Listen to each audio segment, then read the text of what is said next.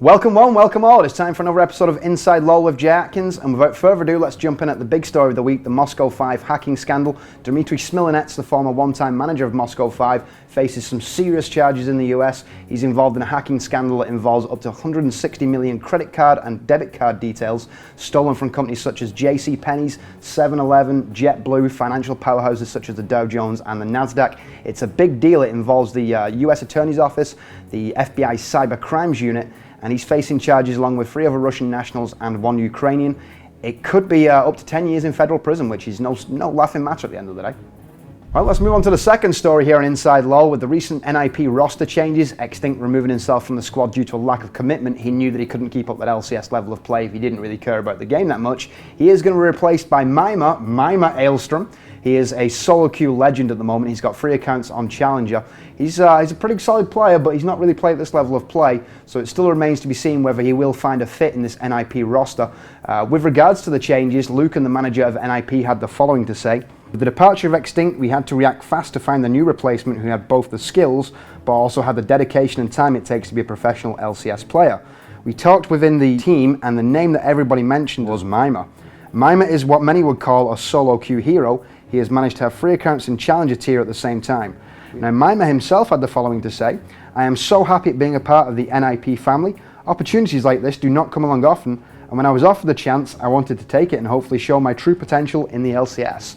Whether he gets to show that potential is another thing. We'll keep an eye on it though at Inside LOL. Moving on, let's take a look at the tentative patch notes, of course. Tentative meaning they could change, but I think these are pretty much set in stone, to be honest. Changes on up to 11 champions, most significant changes to Fresh and Elise. Fresh will face a reduction in his armor and health to start off with, which makes him less viable, of course, and Elise will have a serious nerf to the Spiderlings. Now, Elise does get buffed in some other regions, but nothing that counteracts these Spiderlings buffs, so she's also going to be less viable, and rightfully so, because she was a little bit OP, to be honest. Significant changes also to the jungle.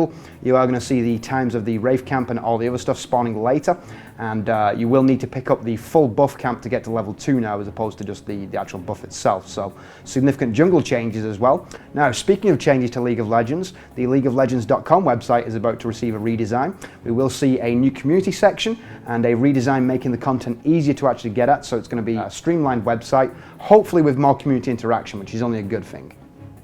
Moving on now, it's time to discuss Monte Cristo's recent signing to CLG as coach. The OGN caster and GG Chronicle founder, of course, synonymous with the champion scene in Korea. He's basically one of the guys who really doesn't understand the meta game, so that's obviously what CLG are doing. I think it's a move to prepare them for the Worlds, basically. The Korean teams, of course, have a completely different meta from Europe and North America, and Monte Cristo does understand that. Now, with regards to the pickup, Monte Cristo had the following to say. Counterlogic displays a commitment to practicing and competing at the highest level while simultaneously recognizing and working to improve flaws in their play. I'm excited to improve the team and continue the legacy of CLG as a premier North American League of Legends organization. So, Monte Cristo signing, I think it's going to be a good thing for CLG. It's going to help them actually get the head around that Korean playstyle.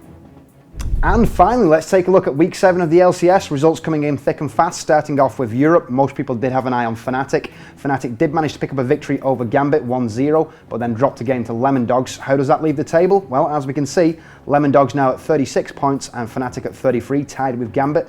All still to play for in Europe. Meanwhile, in North America, Cloud9's dominant streak continues. They picked up 3 games this week, taking out Team Coast, Vulcan Tech Bargains and Velocity Esports all pretty handily. How does that leave the North American table? Well, as we can see, Cloud9 now sit proudly atop with 54 points, Vulcan Tech Bargains in second with 36, and CLG tied with TSM on 30 points for third and fourth. Well, that's all we have time for this week on Inside LOL. If you have any comments, any feedback, anything like that, please feel free to leave it in the comment section below. Like, comment, rate, subscribe, all that kind of good stuff. You can follow myself on Twitter at Jason_Atkins. And any comments you have that you want to leave directly with me, feel free to do so via DM on Twitter.